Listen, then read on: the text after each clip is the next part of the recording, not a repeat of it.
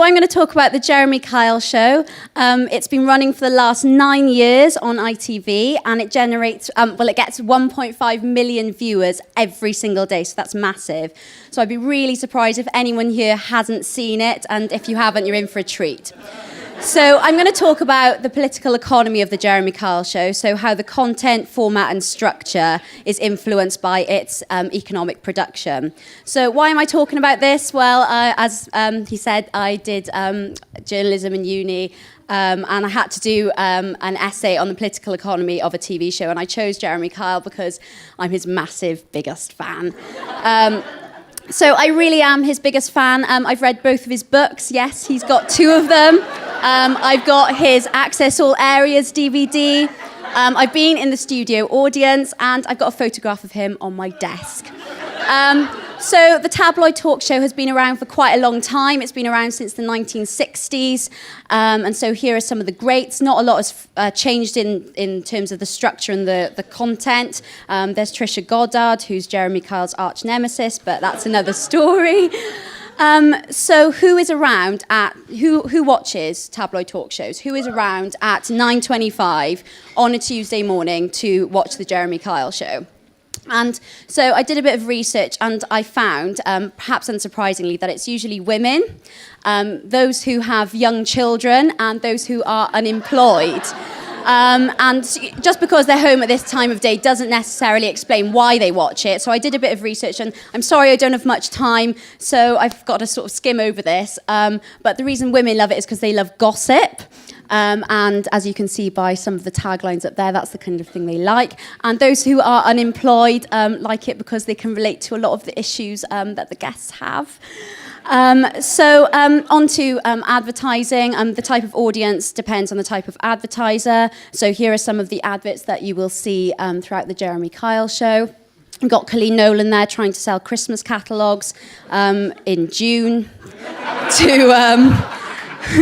And it's the same for the sponsors. Both of these are targeted at those who are unemployed, and Foxy Bingo is targeted at women because 80% of online bingo players are female and usually stay-at-home mums.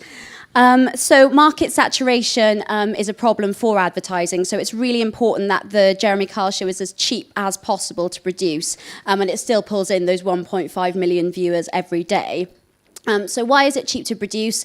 Well, there's one presenter, my Jeremy Kyle, and, rather than having to pay 3, 4, 5 presenters like you might on The X Factor, you've only got to pay Jeremy, and there's only one set, so all the drama happens on the one stage. So rather than having to film at lots of different locations, Jeremy Kyle actually tries to keep costs down as well by refusing the use of a chair and sitting on the step instead. So the guests are also free. So rather than paying, say, 30 actors like you might have to do for Coronation Street, the drama is real, and they're all free.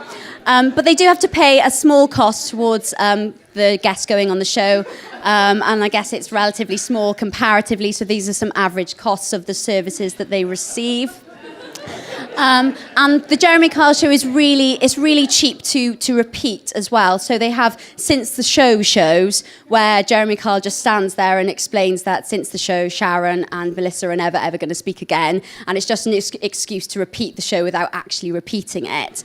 Now, the Jeremy Kyle Show is actually aired for 10 hours every day. So there's 10 episodes of Jeremy Kyle on every single day. So they really are churning out these shows. It really is easy to repeat. But it doesn't only generate advertising revenue from all of these shows that are aired. Networks from across the world are buying the Jeremy Kyle Show, so it really is taking over the world. It's helped ITV raise its production revenue last year by 11%. So I hope that's explained a little bit about why the content of the Jeremy Kyle Show is cheap to produce and how it generates advertising revenue and production revenue. So I'm going to end on this little treat, especially for the Gollies girls, who constantly argue with me that David Beckham is fitter than Jeremy Kyle, and well, I'll let you decide. But I think look at those bodies. There's not a lot in it, is there? Really? So. It's just the shorts, yeah, that's right. So thank you. Fantastic.